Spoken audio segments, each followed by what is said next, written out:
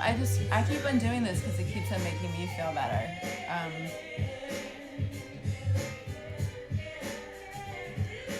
All right, I'm gonna start. There's two of us, and it's okay if you don't want to stay, Andrew. But if you are joining, I hope you have a comfortable place to sit and that you can put your feet firmly on the floor. And I'm gonna turn off the music so you can hear me a little better. Exactly. And I want you to know that I feel you, even if I can't see you, and that you're not alone, and that we each feel our energy as beloved and beautiful. So let's just start this out as usual with a breathing exercise. And honestly, don't feel like you have to stay the whole time, Jen, just because I can always just end it, but I wanted to try to do this today. Because this is one I've been thinking about a lot, which is like, how do we not reject our body when there's so much fear going on right now? So that's why I called it Blessings of the Flesh. And you know the deal. Like, I think the collective prayer is a summoning of energies that we harbor. So it's more powerful than just praying by yourself sometimes. And I think it's really powerful right now because we are more in this weird energetic realm. And I also think that like prayer is as simple as believing that you're part of something that's bigger than yourself, and that it's like an invocation, it's a ritual. So today, like I said, I'm going to talk to you about blessings of the flesh and about how honoring and loving our bodies, literally the embodiment of our spirit, is actually an act of reclamation and rebellion, aka I'm down with the pagans.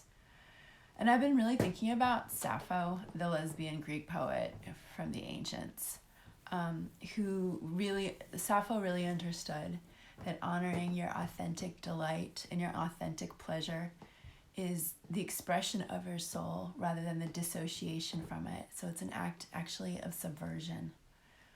And she always says, tell you that someone will remember us in the future.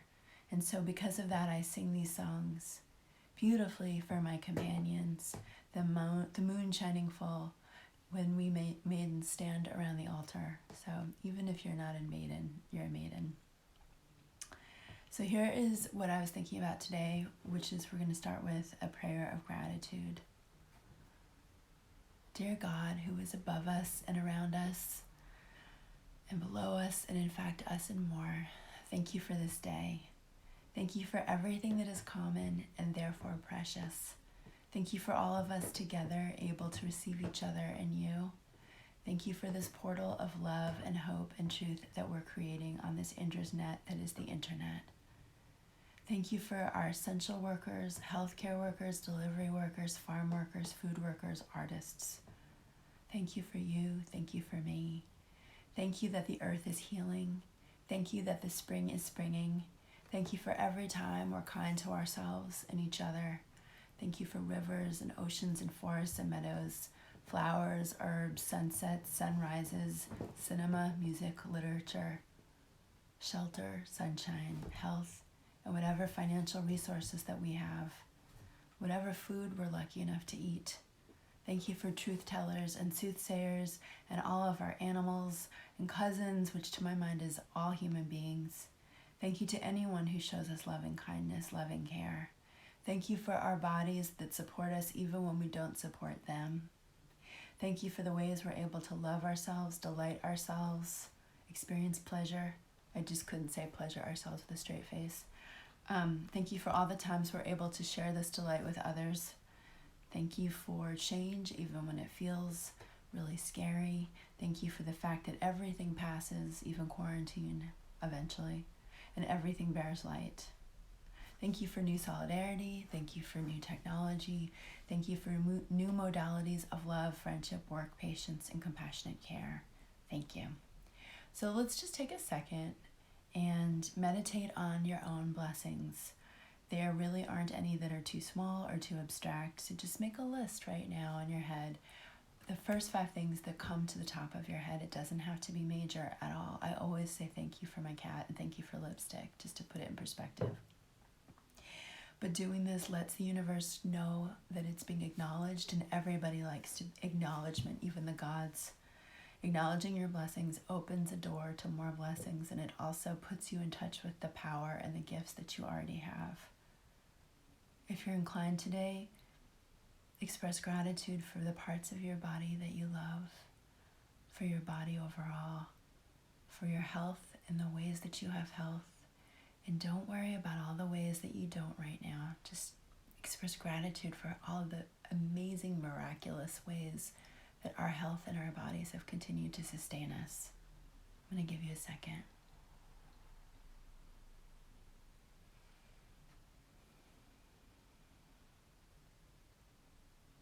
Okay. Hi. Happy Memorial Day weekend. Traditionally, this is the time of the year when we really begin to live as bodies. When we take off our clothes, we play in the sun, the sea, the grass, like we go sprawl in the parks if we're in the city, and we go climb and hike and garden and swan and jog and play and I don't know, fuck. And yet this is the first weekend of the summer, and it's finding most of us still super angry and freaked out and isolated. Sorry if saying fuck alienated you, by the way. We're terrified of our bodies and each other's and of the air and the water and really every physical thing that we share, because we feel like it could transmit death. And I think a lot of us, including me, honestly, are feeling the sins of willful ignorance and selfishness and greed and entitlement that have exacerbated the scope of this pandemic in our country. And so we're sitting apart from each other, and while we're stripped of all of the traditional modes of protest and expression, and it's sad. But here's the thing, none of those modes were really working anymore because we were half online anyway. So I don't know how we're going to be able to enact change, but I do know that while we live in this fear and anger and sorrow, we can't abandon our bodies. We can't dissociate from what they feel and know and communicate, because honestly, it's not our bodies who have betrayed us. It's not our bodies who have abandoned us. In fact, our bodies continue to do their very best to support us, while larger systems don't. You know, nearly every organized religion asks us to reject our bodies, to burrow into a bifurcation between body and spirit, mind and flesh. And yet most of our greatest wisdom and our greatest intuition lives in our bodies. Like, there's a reason they call it a gut instinct. Our bodies are literally our souls embodied. So we have to honor them, thank them, bless them, acknowledge, in fact, that it's not like us and then our bodies. Like, we are embodied. So how do we shift? Honestly, through pleasure. Now, I'm not talking about mindless dissociation, like that kind of black hole addictive behavior that we have come to associate with pleasure in our culture. I'm talking about conscious delight, the act of appreciating what we register through our senses, through privileging what we sense, which really means privileging sensuality. So how do we do that? It's simple and it's hard. It's a retraining through breath work, through self-massage, through cooking, through rituals, through small pleasures, like even a hot shower, by unplugging more and paying attention to how we really feel, to noticing not just what feels shitty, but what feels great, by gardening if we can, by even keeping herbs on our fire escapes, by having something alive besides ourselves that we love, by using scents that we like, colors we like, textures we like, sounds we like, noticing what we like. Because pleasure is as holy as pain, and it forces us to know how we really feel and who we really uniquely are. We're taught to privilege pain over pleasure again and again and again and again. But it's pleasure that allows us to rejoice how our souls are embodied. And when we seek mindful pleasure, conscious pleasure, we are honoring the flesh, our embodied spirit. Because when we love our flesh, like, we're loving our life. We're loving life over death. And when we reject and deny our flesh, we're practicing necrophilia, which to my mind is the basis of all the darkness and evil that we're seeing in this world right now. Necrophilia, I know sounds weird, but to me, necrophilia is the denial of the flesh, which to me, I use the word flesh to signify all matter. And those who deny and dissociate from the fact that there is spirit in all matter, who essentially are they're essentially denying the holy that's inherently in ourselves and everything else. Like, that's why my prayer is always acknowledging the God that's in everything. And when we deny the holy that's inherently in all of us, that's how we get to rationalize and realize, like, war, environmental destruction, racism, genocide. Like, when we don't acknowledge that there's spirit in all matter, is how we can deny what we do as evil, essentially. You know, I'm a huge fan of Carl Jung, and he says that a big proponent of closing all dichotomies, like between intellectualism and spirituality, between the mind and the body, is to predict, he basically said, like, the age of Aquarius, which is now, and remember, this dude worked like 100 years ago. He said that the age of Aquarius was when we're going to have to confront the evil that was around and in us rather than outside of us, like, essentially our own denial.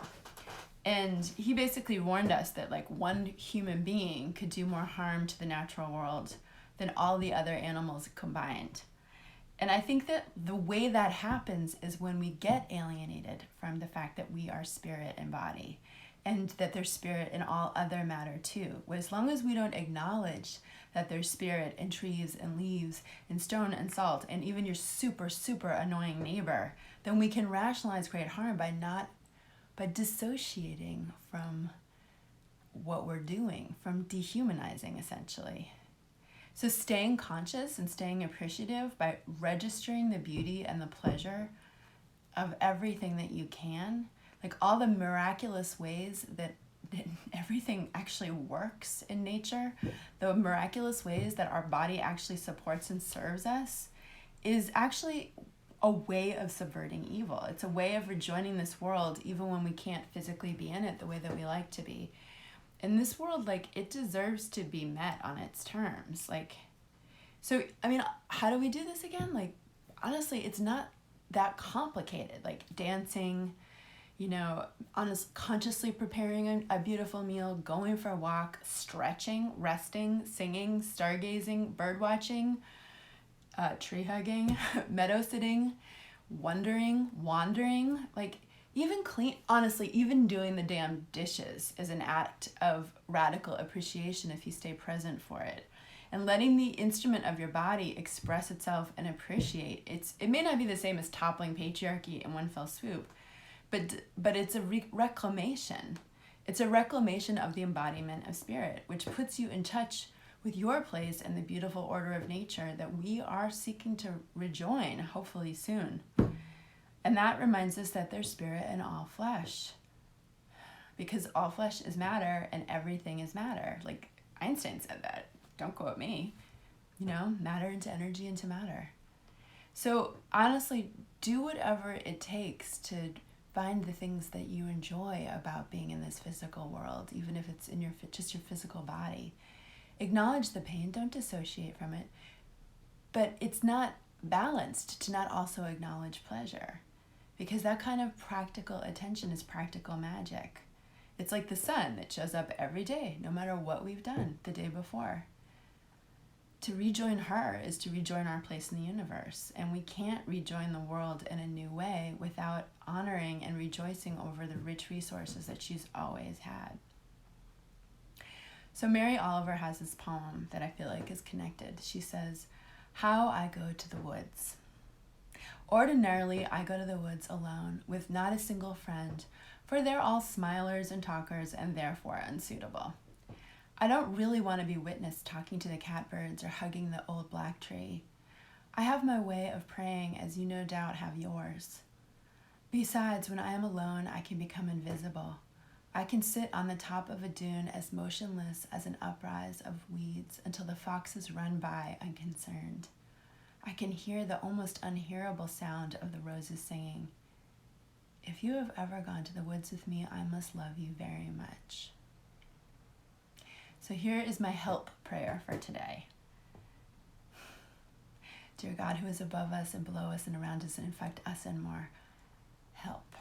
Help us stay present. Help us protect ourselves and each other. Help us serve ourselves and each other. Help us protect our essential workers.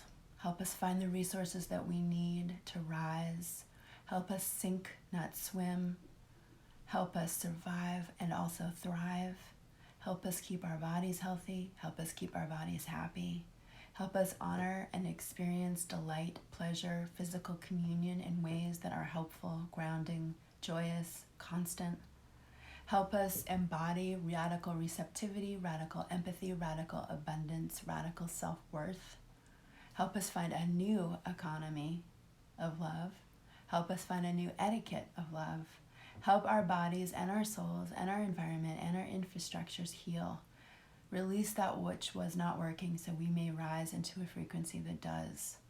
Help us honor the blessings of the flesh and release our sins of spirit so that we may be bold and true, kind and clever, beacons and battery.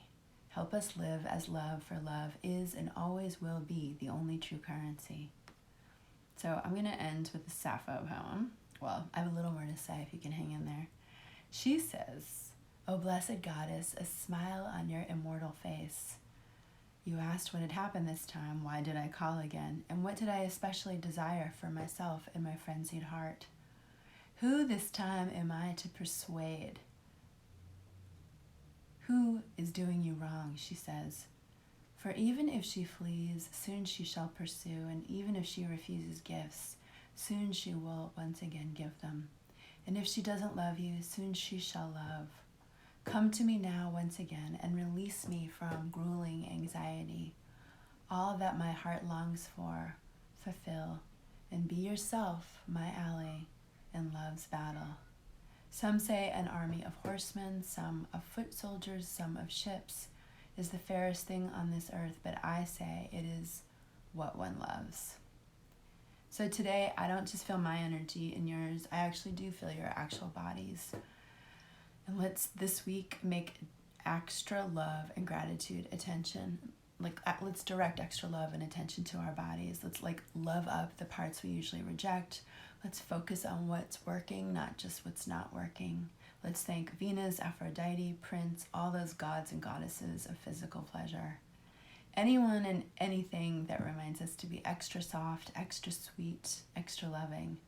Let's be lovers of ourselves and of the physical world, because actually we are its beautiful and beloved children. And message me if you want, like I always say, and feel free to tell me what does and doesn't work about this, or to book a private reading or a ritual. I honor this huge light that flows through all of us. Bye, dolls. Thank you for coming.